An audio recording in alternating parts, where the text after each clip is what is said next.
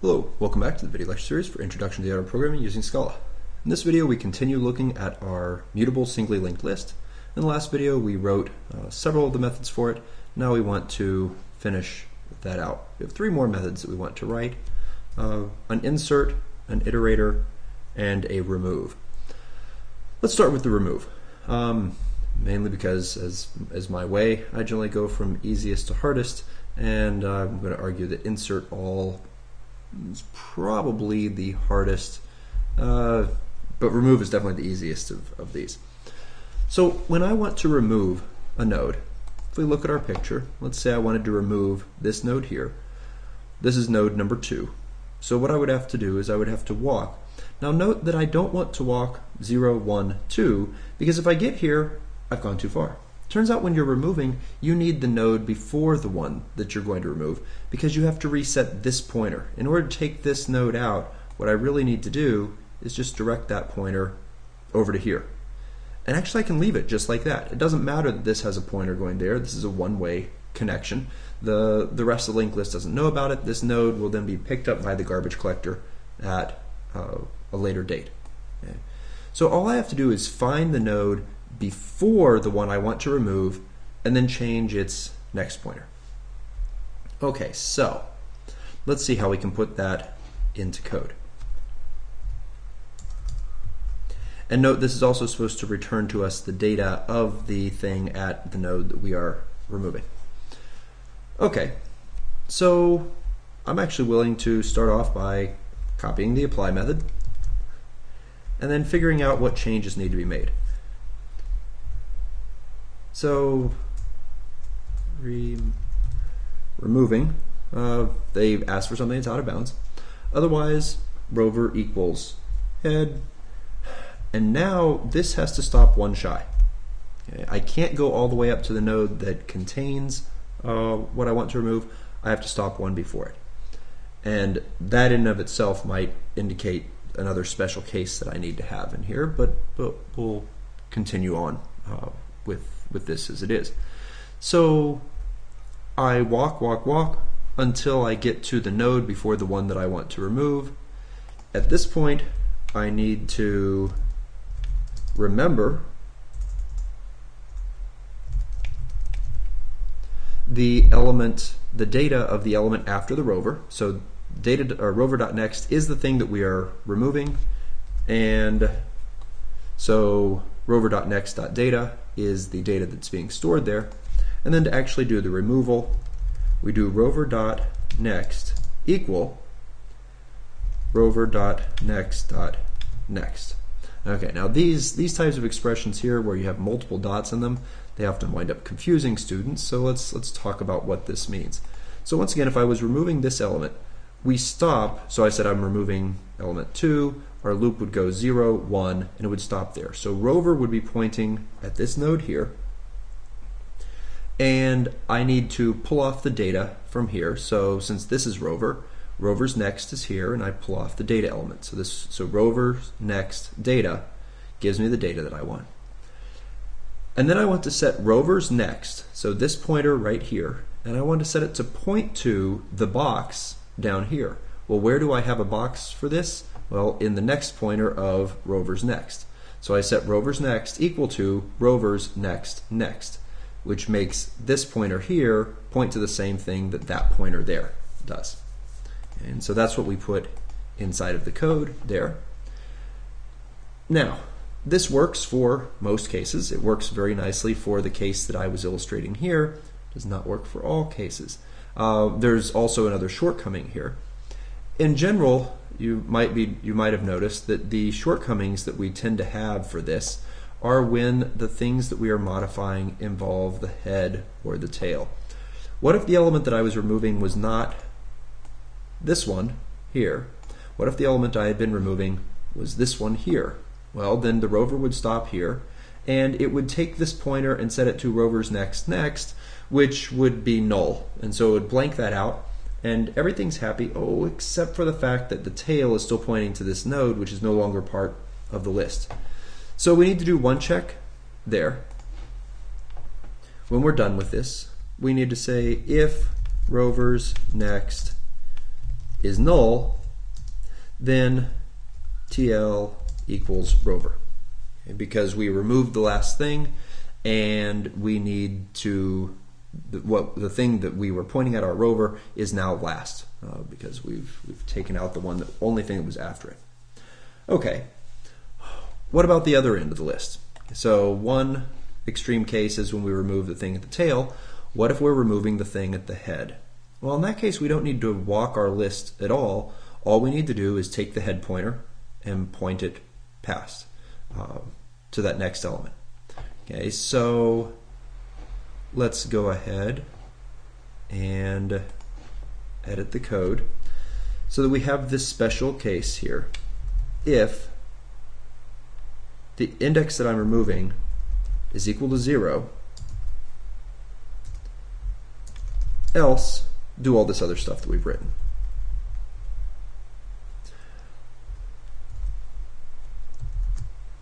Okay, well in this case, the thing that I am removing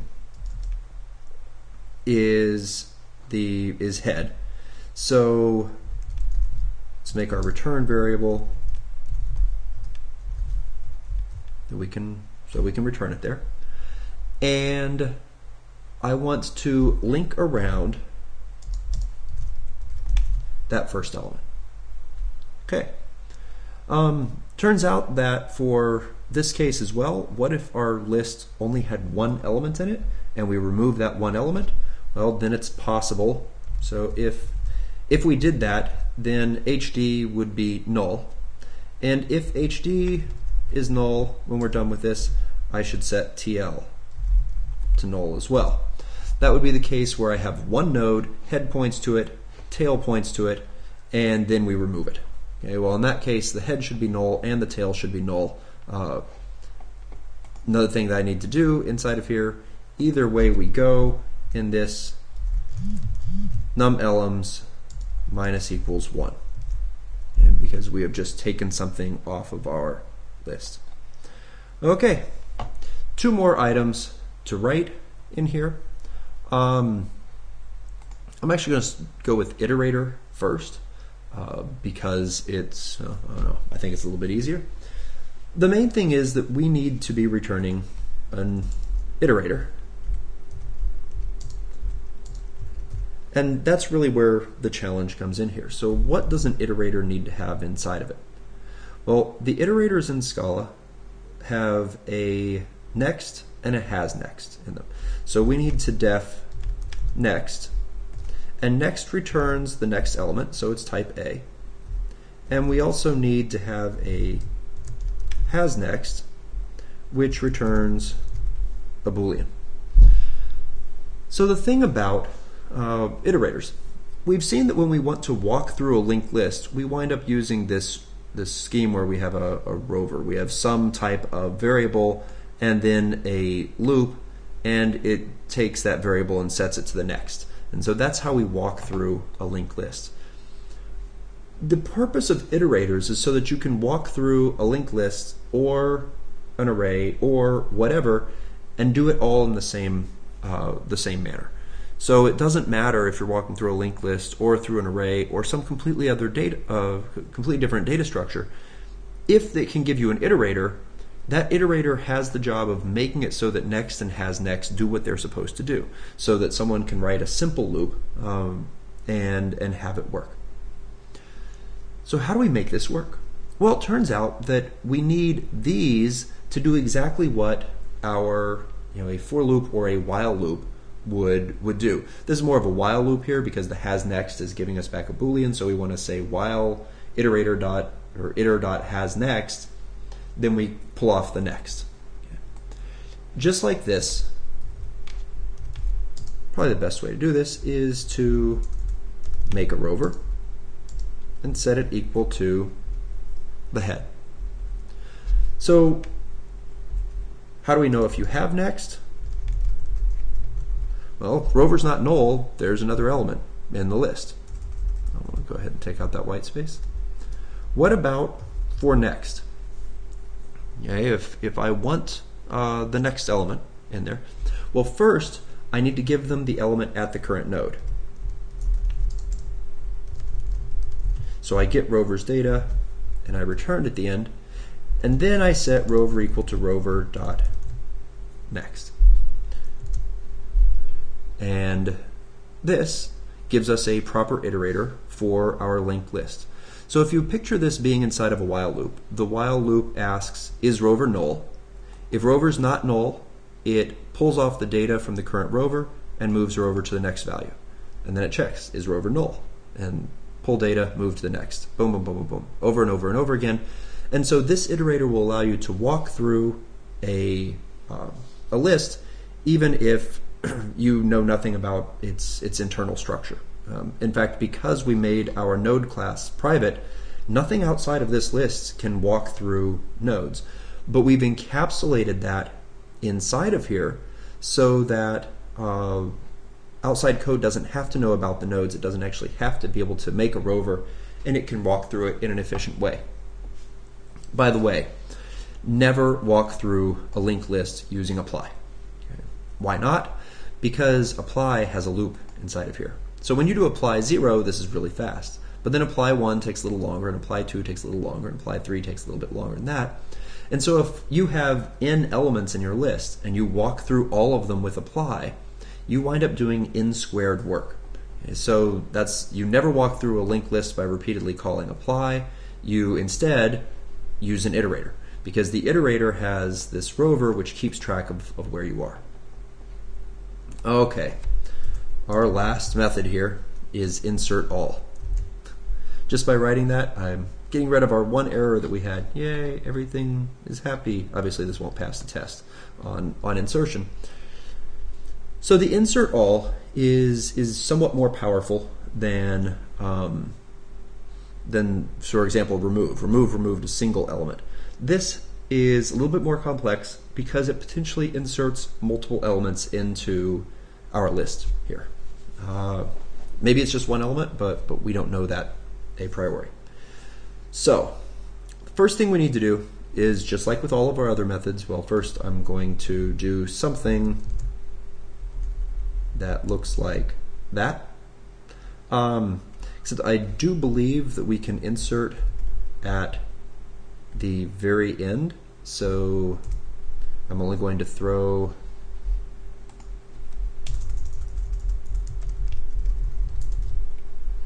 the exception if we actually go greater than num elements. Then I'm going to create a rover, and just like with remove, I'm going to walk one shy. Okay.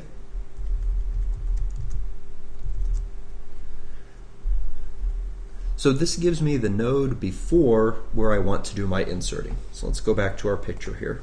And let's say that, so I've obviously drawn some things in where we insert into the middle. What if I was inserting several things into the middle? Well, that makes it just a little bit harder,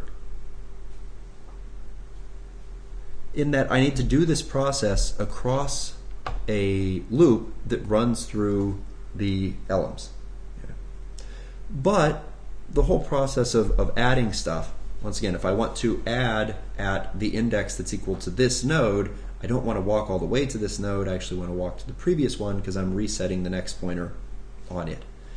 Okay, so our rover points to here, and then I have a whole bunch of items that I wanted to add in. Let's go back to this type of situation before I had added that in there. Rover points to here, and I want to insert. So what I can do, if I were just inserting one element, I make the new element and I make it point to here, and then I change rovers next. Okay. That would be simple enough to do. But now I want to be able to repeat this again and again, to insert something after this one, and then after that, and after that. Well, it turns out if I take rover after I make a new node, set rover to be here, and then repeat the same process over and over again, I will get the results that I want. So my rover is on the node before where I'm inserting, and then I want to have a for loop that is going to pull each element off of elements. And for each one of these elements, I want to make a new node. So rover.next equals new node of that data element and point to rover.next. So once again, because it has to do the right side first, that builds a new node and points to here. And then after it's done building that node, it makes the pointer go to the new node. Once I have that, rover equals rover.next to advance forward, and then we'd pull off another element and we'd repeat the same process over and over again. Okay, so this seems fairly good, and indeed I think it's reasonable if we're in the situation where we're adding into the middle of our list. What if we're adding at the beginning or the end? Well, if we're adding at the end, we'll know that because when we're done, rover, which points to the last thing that we added, if rover.next is null, well then if any node that has a null as its next pointer is the tail. So we should update tail to reflect that. What if we're adding at the beginning? Well, if we're adding at the beginning, all of these things originally were supposed to change the, well, our first node was not supposed to be a rover next here. It was supposed to be head. Okay, so, yeah. And rover is supposed to point to the thing before this. I could try to put in some complex logic in here that would make it so this one loop would do what we want, but I'm not going to. To me that seems more error prone, and so if in is equal to 0,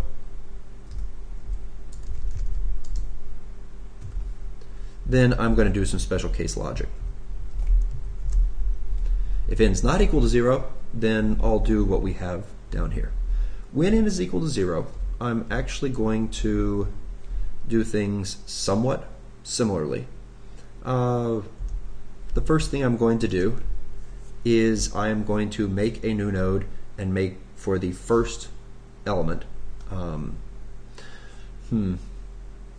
wonder if we can make the assumption there are elements. Probably not. It's possible that elements could be empty, in which case this doesn't add anything. Hey, on that, num elements plus equals 1. Let's make sure that every time we add something we increment our num elements. Otherwise things get ugly. Okay, so what I'd like to do here, all of my adding winds up working pretty much the same way, except for the first one. Okay, the first one has to be handled differently because I'm not setting a rover next, I'm setting it to the head.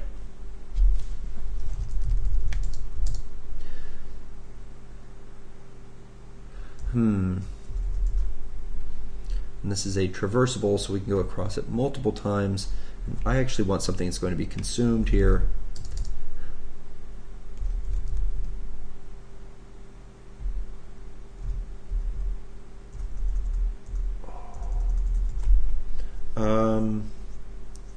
Okay. How about HD equals no? If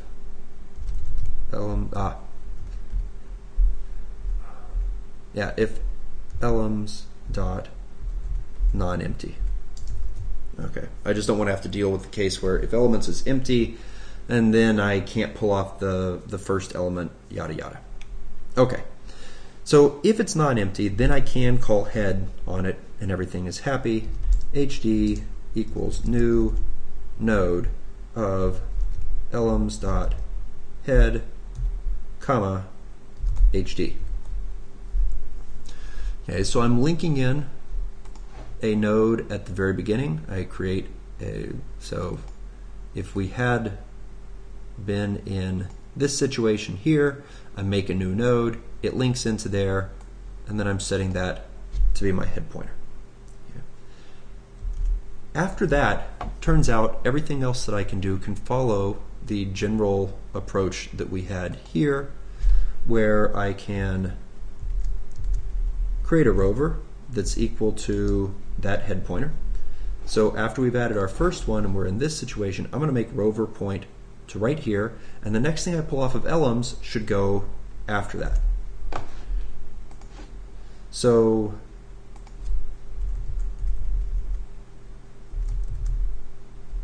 I'm going to copy that code down. One minor difference: I don't want to run through all of the elements because I just put on the first one, so I'm only going to run through the tail. My rover is equal to that first element, so rover.next equals the new node.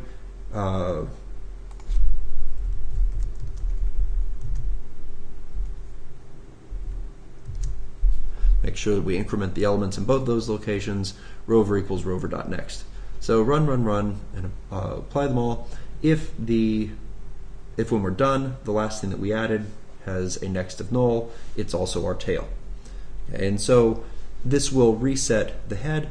What happens if we call this and we give it an index of 0 and our entire list was empty? Let's make sure that that boundary case is correct.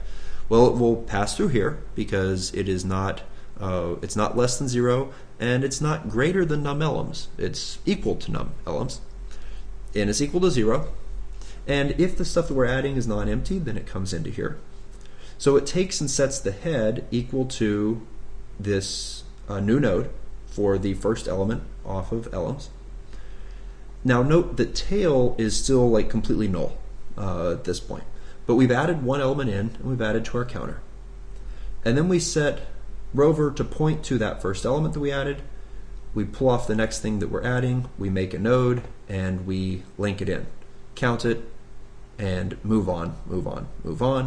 When we're done, because in this case, if the entire thing was empty, rover's next. Every single one of these times when we're setting this right here, this will always be null because the head had been null. So this first pointer got a pointer to null there, and then that is the rover the first time through, and so this becomes null, and then it becomes null, boom, boom, boom. That null just gets pushed further and further back. So when we're done, we find, hey, there is a null, and we set this equal to the tail.